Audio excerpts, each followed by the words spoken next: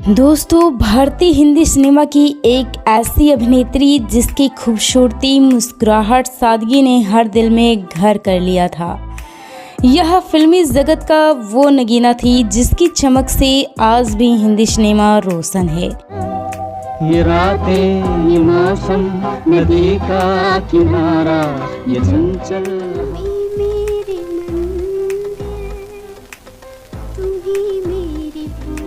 तेरा मेरा साथ रहे। इस सदाबहार अभिनेत्री के अभिनय का जादू ऐसा था कि यह 30 साल तक लगातार हिंदी सिनेमा में फिल्म फेयर अवार्ड्स जीतने वाली अभिनेत्री बनी। लेकिन इनके इसी अवार्ड को इनके परिवार में किस लड़की ने छीन लिया, से यह अभिनेत्री 50 के दशक में मिस इंडिया बन गई और गुजरे दौर में जिस वक्त बहू बेटियां पर्दे के अंडर डरी सहमी हुई छिपी हुई रहती थी, उस वक्त यह अभिनेत्री स्विम सूट में सबके सामने आ गई। ब्लैक एंड व्हाइट के दौर में भी अपने अभिनय से फिल्मी पर्दे पर रंग भरने वाली इस मशहूर और खूबसूरत अभिनेत्री की जिंदगी में ऐसा क्या हुआ था कि इनको खुद की फिल्म देखने नहीं दिया गया और इनको फिल्म के प्रीमियर में गेट से ही बाहर कर दिया गया।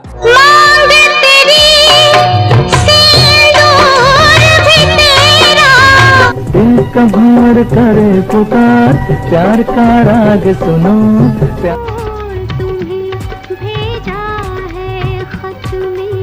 शानदार फिल्मी सफर और कामयाब शादीशुदा जिंदगी होने के बावजूद यह अभिनेत्री अपनी जिंदगी में कई तकलीफ और दुख दर्द समेटे हुई थी। इनकी सगी माँ के साथ ऐसा क्या हुआ था कि माँ और बेटी कोर्ट में एक दूसरे के खिलाफ लड़ती रहीं, तो वहीं सगी बहन के साथ बढ़ते झगड़े ने 54 साल की उम्र में इनको वह दिन दिखाए कि यह अभिनेत्री इस दुनिया को छोड़ना चाहती थी। अपने आप को धोखा देकर झूठ दिखावा, इन सब के सहारे जीने से कहीं अच्छा है। इतना नाम, इतनी शोहरत होने के बाद भी इस अभिनेत्री की वह कौन सी ख्वाहिश थी जिसको यह अपने अंतिम दिनों में पूरा कर पाई थी, और इसके साथ ऐसा क्या हुआ था कि इन्होंने एक दूसरे मशहूर सज्जन अभिनेता को जोरदार तमाचा जड़ दिया था। इस अभिनेत्री की अदाकारी ऐसी कि भारत सरकार ने इनके नाम पर भारतीय डाक टिकट जारी किया, तो वहीं फोर्ब्स ने इनको 25 सबसे सफल अभिनय परफॉर्मेंस की लिस्ट में जगह दी। और क्या आज इनकी मरने के बाद भी आत्मा भटकती है? तो हम सब बताएंगे आपको बहुत कुछ इस अभिनेत्री के बारे में। आप बने रहिए हमारे साथ वीडियो के अंत तक। आज हम एक ऐसी अभिनेत्री के बारे में बात करने जा रहे हैं जो किसी परिचय की मोहताज नहीं। भारतीय हिंदी सिनेमा की सबसे सौम्य अभिनेत्रियों में इनका नाम गिना जाता है। 14 साल की उम्र में बॉलीवुड डेब्यू, तो वहीं 16 की उम्र में मिस इंडिया का खिताब। इतनी कम उम्र में दोनों उपलब्धियां हासिल करना हर किसी के लिए बस एक सपने जैसा है। जब लड़कियों को लेकर लोगों की सोच अलग होती थी, तब इस अदाकारा ने बोल्डनेस का वो तड़का लगाया जिसके लिए इनको आज तक याद किया जाता है। यह अभिनेत्री कोई और नहीं बल्कि पद्मश्री विजेता, फिल्म फेयर की क्वीन के ताज से सजी हुई नूतन जी। जी हाँ, हम बात कर रहे हैं चंदन सबदन।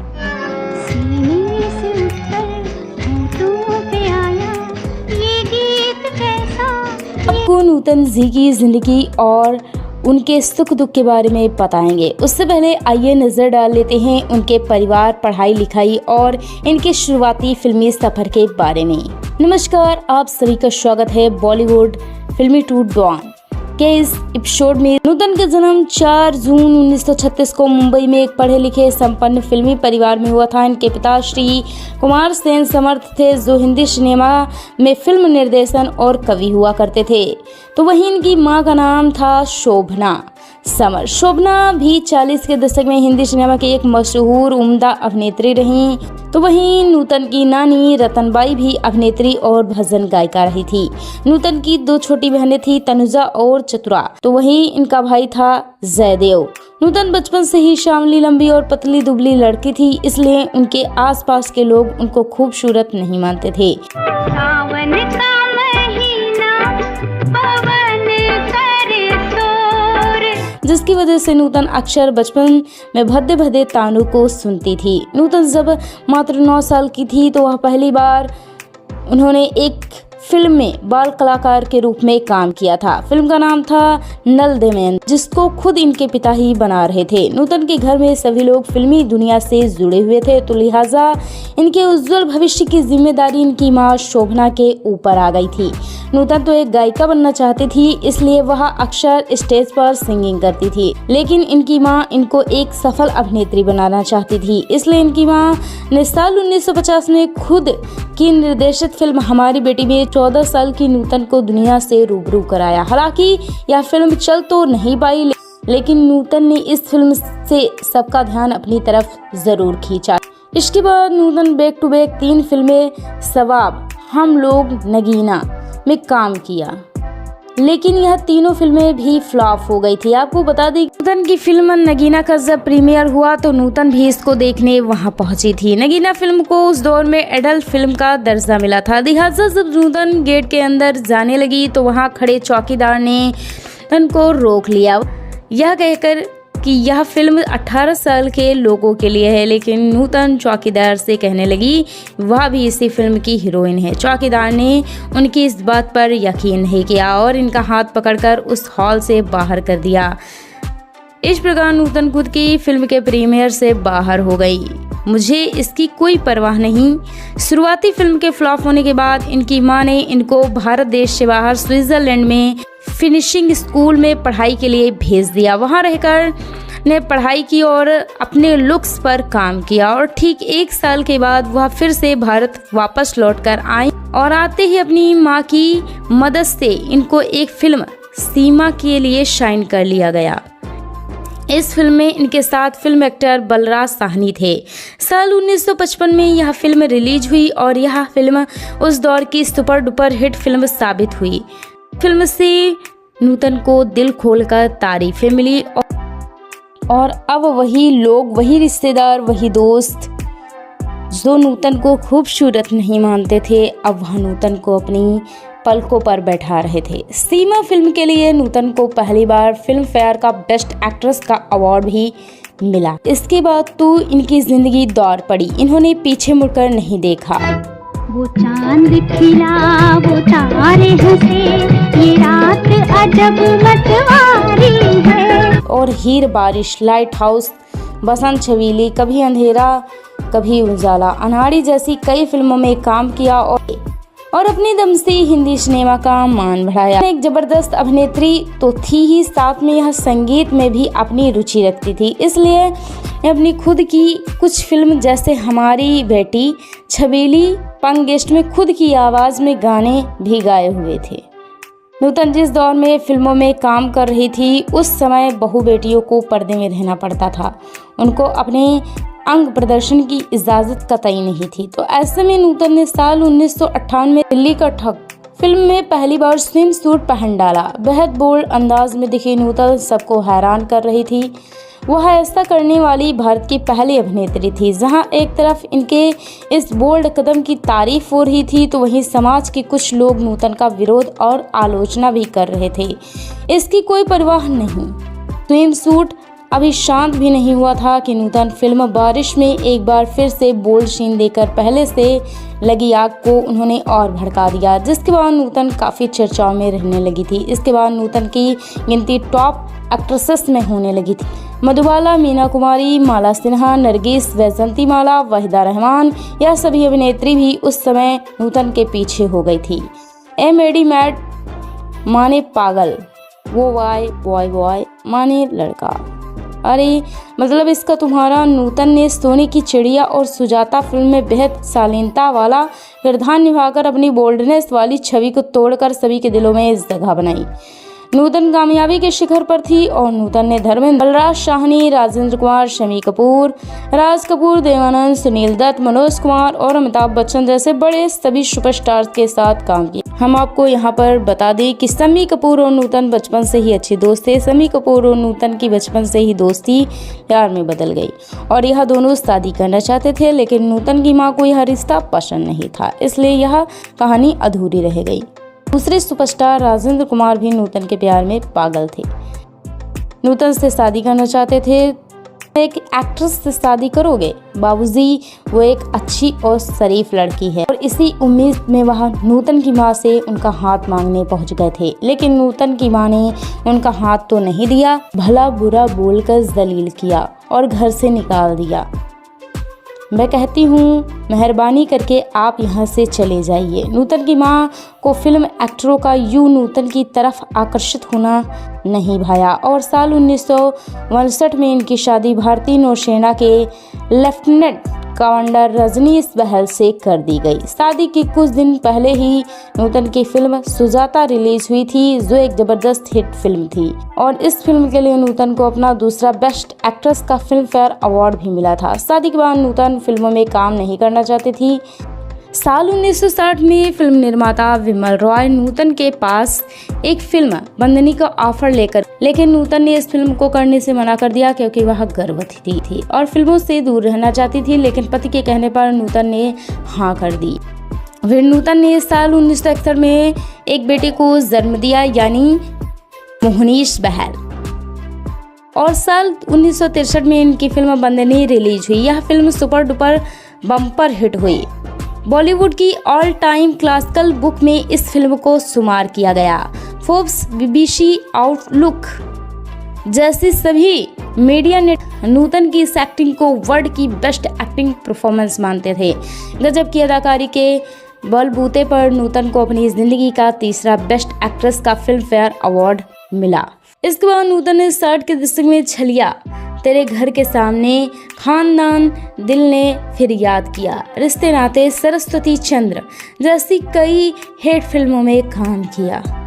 साल 1968 में इनकी फिल्म मिलन के लिए इनको चौथा best actress film fair award मिला। इसके बाद साल 1970 में एक ऐसी घटना घट गई जिसको नहीं होना था। हुआ यूं कि संजीव कुमार और नूतन एक फिल्म देवी एक साथ कर रहे थे। यह वही समय था जब नूतन और संजीव कुमार के अफेयर के चर्चे थे। नूतन को कहीं से पता चला कि यह अफवाह खुद संजीव कुमार ही मीडिया के सामने फैला रहे हैं। यह बात उन दोनों ने मुझसे अभी तक छुपा कर रखी है। लिहाजा इस बात को लेकर नूतन ने संजीव कुमार से बात की और सच जानने की कोशिश की, लेकिन संजीव कुमार ने बात को गंभीरता से नहीं ली और गुस्से में आग बबूला नूतन ने सबके सामने संजीव कुमार को जोरदार तमाचा जड़ दिया, जिसका अफसोस कभी नूतन को नहीं हुआ। इस घटना के बाद इन दोनों के बीच कोई कभी बातचीत नहीं हुई।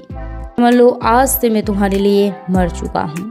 70 के दशक में नूतन अपने उसी दमखम के साथ काम कर रही थी और यादगार, अनुराग सौदागर, साजन बिन सुहागन जैसी कई फिल्में हिंदी सिनेमा को उन्होंने दी। इसके बाद साल 1978 में नूतन ने एक फिल्म की, मैं तुलसी तेरे आंगन की, और इस फिल्म में शानदार अभिनय के लिए नूतन का उनका 5वां बेस्ट एक्ट्रेस का फिल्म फेयर अवार्ड मिला। नूतन अब वो पहली एक्ट्रेस बन गई थी जिनके नाम लगातार 5 फिल्म फेयर अवार्ड हो गए थे। साथ ही 40 की उम्र पार करने के बाद भी नूतन को लीड रोल फिल्मों में ऑफर आ रहे थे। समय गुजरा और साल 1980 में नूतन ने अपने किरदारों में बदलाव किया और मेन एक्ट्रेस के रोल छोड़कर सपोर्टिंग एक्ट्रेस के रोल निभाने लगी। मेरी जंग, नाम, कर्मा जैसी फिल्में हम सभी को दी, जिसको आज तक हम नहीं भुला सकते।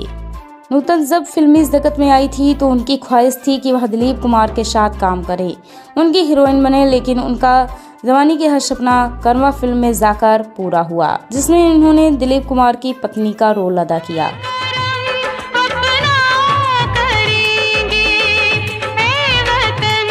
नूतन को फिल्म मेरी जंग के लिए उनका 6ठा बेस्ट सपोर्टिंग एक्ट्रेस का फिल्म फेयर अवार्ड भी मिला। यह था नूतन का पूरा फिल्मी सफर। आइए अब आपको बताते हैं कि इनके निजी जीवन का पूरा सच, जिसे आप जानकर हैरान हो जाएंगे। नूतन की जिंदगी की सच्चाई हकीकत में वैसी नहीं थी जैसी कि फिल्में पर्दे पर दिखती थी या फिर बायोग्राफीज में बताया गया है। दरअसल नूतन का अपनी मां शोभना समर्थ के साथ इनका रिश्ता ठीक नहीं था। शोभना ने अपने स्वार्थ के लिए अपनी बड़ी बेटी को जबरदस्ती फिल्म में उतारा था। वह उनका सिर्फ इस्तेमाल कर रही थी। जब फिल्म उनकी शुरुआत में फ्लॉप हुई तो उनको उनकी मां ने नूतन के उज्जवल भविष्य के लिए इंडिया से बाहर नहीं भेजा था, बल्कि उनको लगता था कि बाहर नूतन की ग्रूमिंग कराकर उनको वापस इंडिया बुला लिया जाएगा। और हुआ भी कुछ ऐसा ही। नूतन को वापस बुलाकर तुरंत इनकी मां ने इनको फिल्मों में फिर से लगा दिया। नूतन की मां काफ़ी तेज़ थी। जब शम्मी कपूर और राजेंद्र कुमार इनके घर शादी का रिश्ता लेकर गए थे तो उनकी मां ने यह सोचकर रिश्ते के लिए मना कर दिया कि अगर नूतन की शादी हो जाएगी तो उनके हाथ से पैसे कमाने की मशीन चली जाएगी। इसलिए तो नूतन की मां ने इनकी अरेंज मैरिज करवाना चाहती थी और कराई भी थी।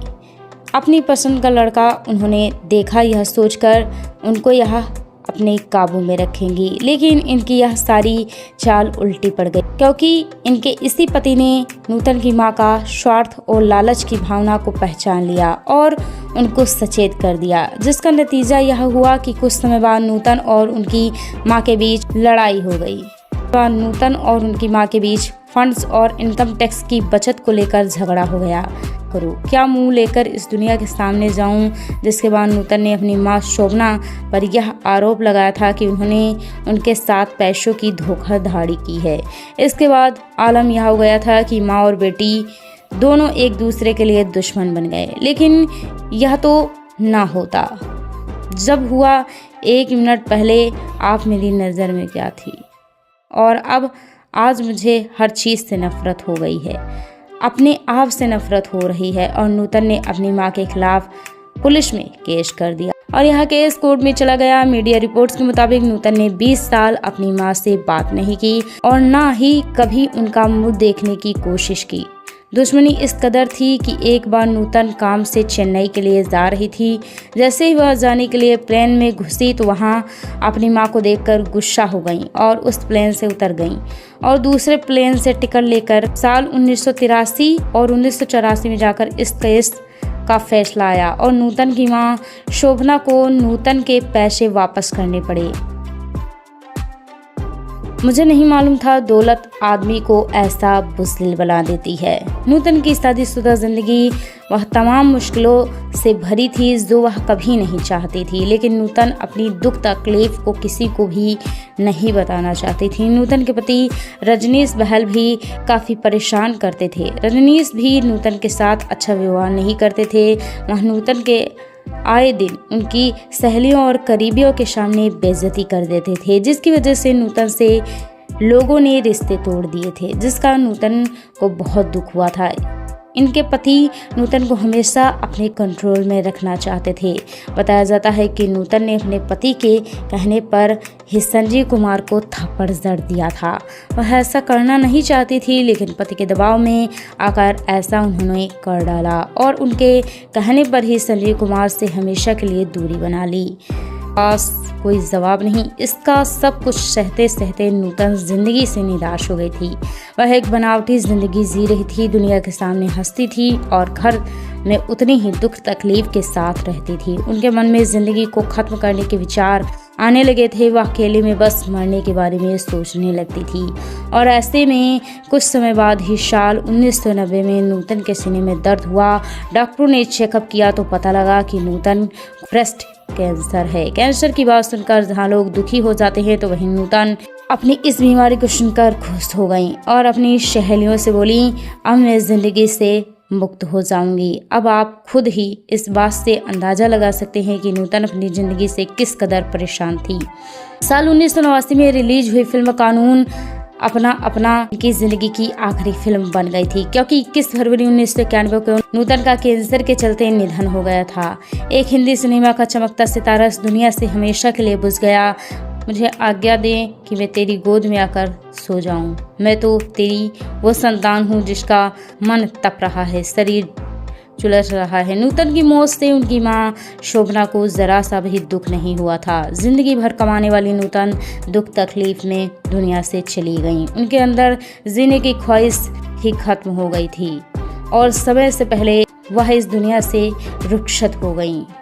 साल 2000 में नूतन की मां भी इस दुनिया से चली गई। लेकिन हैरानी की बात यह है कि इनकी मां की मौत काफ़ी मिस्टीरियस रही थी। क्या हुआ था, कैसे हुआ, कुछ पता ही नहीं।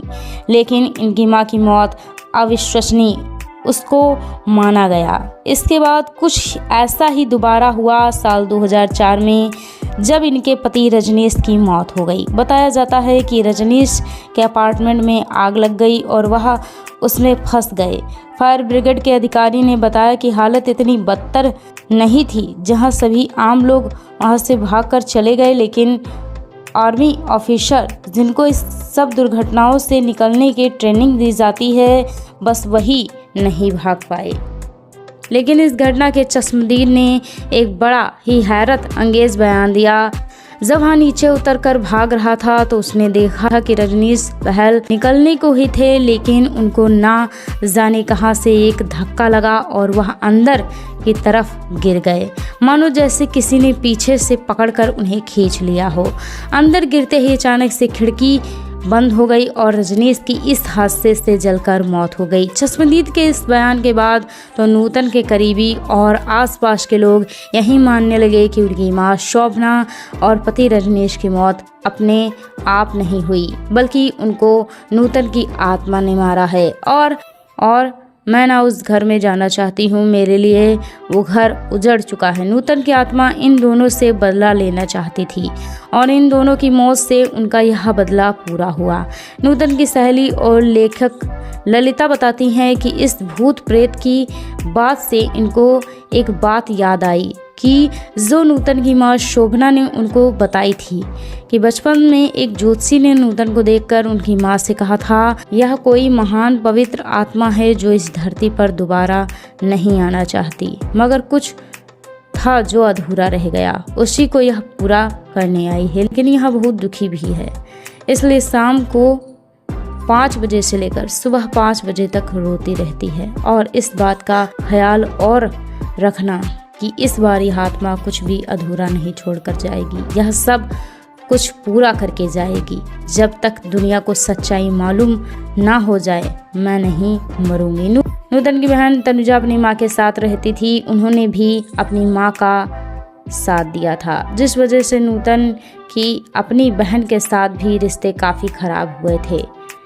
ये दुनिया गम का मेला। नूतन हिंदी सिनेमा की वह अभिनेत्री थी जो 6 बार फिल्म फेयर अवार्ड से नवाजी गई। नूतन के इसी अवार्ड को उनकी बहन की बेटी काजोल ने उनसे छीन लिया, क्योंकि उनके बाद सबसे ज़्यादा फिल्म फेयर अवार्ड काजोल के ही नाम हैं।